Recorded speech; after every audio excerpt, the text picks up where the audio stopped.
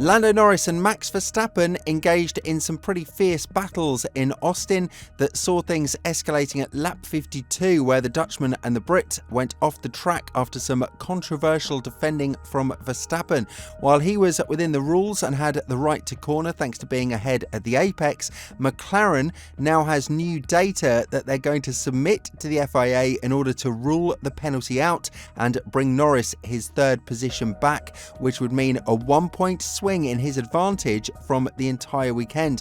But can the FIA change the results so late after the race, and was the penalty brought very rapidly, as Norris said? McLaren have made sure to not let things rest after the controversial and rather fierce battle between Norris and Verstappen that escalated at lap 52 when, at the 12th corner of the race, Norris tried a move on the inside and, while being ahead for a brief period of time, failed to be ahead at the crucial point, the apex of the corner. This gave Verstappen the right to defend a little bit harsher, with both him and Norris going off track, but the Brit believed that him being ahead of Verstappen while trying the outside manoeuvre was enough to keep the position, in a combination that the three-time world champion has gone off the track with him as well. This is why McLaren is now launching an official protest to the FIA in order to overrule the penalty and give the podium position back to Norris, which would be as controversial as giving it to him in the first place. Were the FIA wrong to dish out the penalty?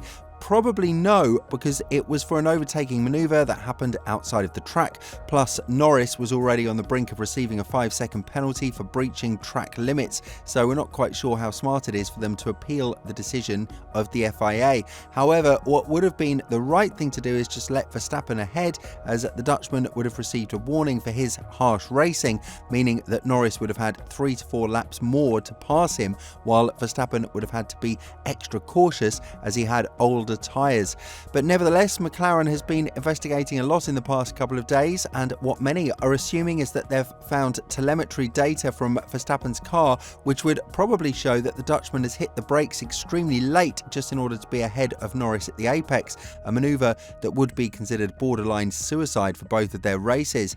Even if the cars crashed, it would have been at the expense of Norris, because he is the one chasing the maiden championship and not Verstappen. And a race in which we can see very similar behaviour is Brazil 2021. Hamilton has spoken about the latest penalty of Norris as well, calling the Interlagos GP as a proper race where people were quite chill about the defence of Verstappen. Article 14.1.1 of the FIA International Sporting Code, the one that McLaren has invoked, states, if a significant and relevant new element is discovered which was unavailable to the parties seeking the review at the time of the decision concerned, the stewards who have given a ruling, or failing this, those designated by the FIA, may decide to re-examine their decision following a petition to review. This is very important because in order for the hearing to happen, a crucial element needs to be fulfilled. New evidence needs to be presented to the governing body. This is why we've mentioned the telemetry data from Verstappen's car, and apart from that, it could be new camera footage from the number one car, ones that were not available during the race. Obviously, the stewards were under a lot of pressure to bring the right decision there and then, with 4 laps remaining, and we've seen that in some of the cases in the past couple of years, the penalties were given post-race, which ruined the entire spirit of the sport. The governing body has tried to avoid that here and has gone with the most logical solution. Norris overtook off the track, and therefore he received a 5-second penalty for not giving the position back and gaining an advantage of it. But even his team was adamant that he shouldn't have given the position to Verstappen, as he had nowhere to go due to the reckless behaviour of the 3-time world champion. And when talking about this matter to a greater extent, Andrea Stella said, "I think the defending car just goes straight at the apex. We checked the video multiple times. It's just going straight. It's just going off track, as much as Lando is doing, giving no chance for Lando to complete the manoeuvre. If I were a journalist, I would have done a bit of statistics. How many times has Max used this way for defending? Both cars go off track, so I think both cars are gaining an advantage if there is an advantage gained. So for us, the manoeuvre of Norris was at least neutral, but when I saw that there was an investigation, I was pretty sure that was because Max pushed Lando off the track. I am surprised that the stewards didn't even feel the need to discuss with the drivers after the race. It's an uncertain situation. Get the opinion of the drivers, get the time to assess the situation with the level of details that is required when the situation is not so clear. The response from Verstappen was quite golden, to say the least, as he first said that he feels no empathy for McLaren because they've been complaining a lot of stuff recently and there isn't anything wrong with the way he entered the corner at turn 12. When giving his verdict on McLaren's appeal and whether or not something is going to change from his side, Verstappen said, "Yeah, it's quite impressive that people can read my mind. It's crazy. I mean, I always tried to make the corner. I didn't want to look for a shortcut. I don't even know what to answer to this bit. We always said that we wanted to race each other hard. That is what we like to do. I think we are getting to the stage where I almost need the book in the car. That's how it is. I mean, if you look over the years, the book has grown quite a lot.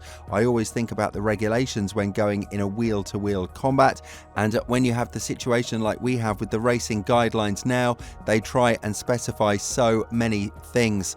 Obviously, this is going to cause a lot of controversy because this is just the way Max Verstappen is racing. He's done it twice on the first lap of the race against Norris in turn 1 and Sainz in turn 12, with the difference that Sainz was the inside car that tried to complete the overtake on Verstappen. However, it's easy to note that the Dutchman understands the rules perfectly and has an extraordinary way of positioning his car in a way that won't exceed track limits, which is why the turn 1 move on Norris was not even investigated in the first place, even though both of them lost the position to Leclerc, who started 4th on the track. The Monegasque himself said that Verstappen is a special driver who is not going to leave an inch of room if there is some to be left, which means that it's up to you to find a way around him, which makes racing Verstappen a special occasion that few drivers on the grid have had the experience or the opportunity to do.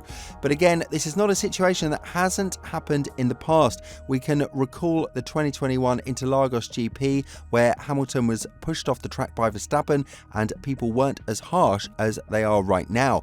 When talking about it to a greater extent, the 7-time world champion said, "It's interesting that this type of racing is talked about now because the same thing happened to me back in 2021. If you take Brazil into account, for example, under braking you are ahead, but then the other car just comes off the brakes and doesn't make the corner, so you have to go wide. But then they say both of you went wide, but you had no choice. There definitely needs to be something done about it because it's happening a lot."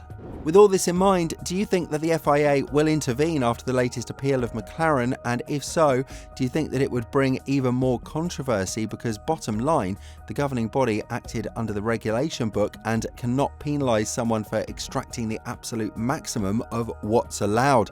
Let us know what you think in the comments below, and if you're interested in the massive shake-up that's happening in Red Bull's drivers' lineups right now, have a look at the video that's appearing on your screen right now.